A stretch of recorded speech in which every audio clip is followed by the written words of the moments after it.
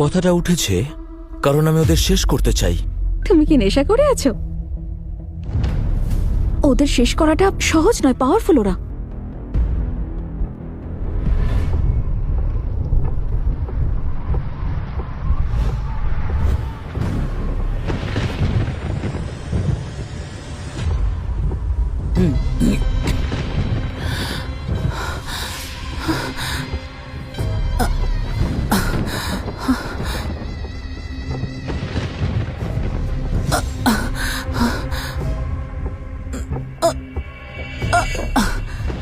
বাবা,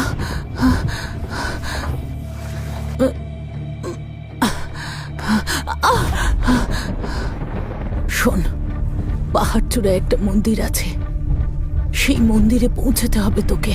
আর মাথায় রাখবি, রায় পরিবার আমাদের শত্রু, ওরা সব শেষ করে দিয়েছে। এর প্রতিশোধ নিতে হবে তোকে। এই লকেটটা আমার শেষ চিহ্ন, এটা তোর কাছে রাখবি।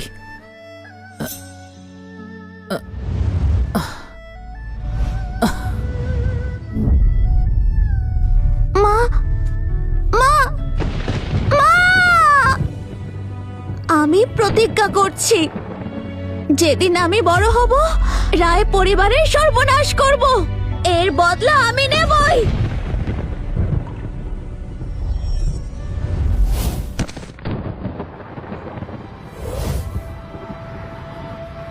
বড় দেরি করে ফেললাম।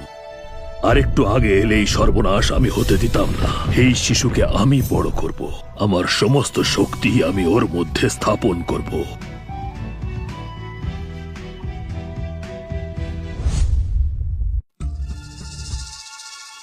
আরে আমি তো মজা করছিলাম, ওদের আমি কি করে শেষ করব?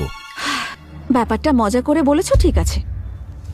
ওরা খুবই শক্তিশালী। মার্শাল আর্টের এমন কোনো দিক নেই যেটা ওরা জানে না। ওদের ফ্যামিলির অনেকেই ইন্টারন্যাশনাল অ্যাওয়ার্ড পেয়েছে, ন্যাশনালেও প্রচুর পদক পেয়েছে ওরা। ওদের শক্তির সঙ্গে কেউ পারবে না। তুমি যদি ঠিক করো যে ওদের উপর বদলা নেবে, তাহলে ভালো করে ভেবে চিন্তে দেখে নাও। হঠকারের মতো সিদ্ধান্ত নিলে তোমারই ক্ষতি হতে পারে।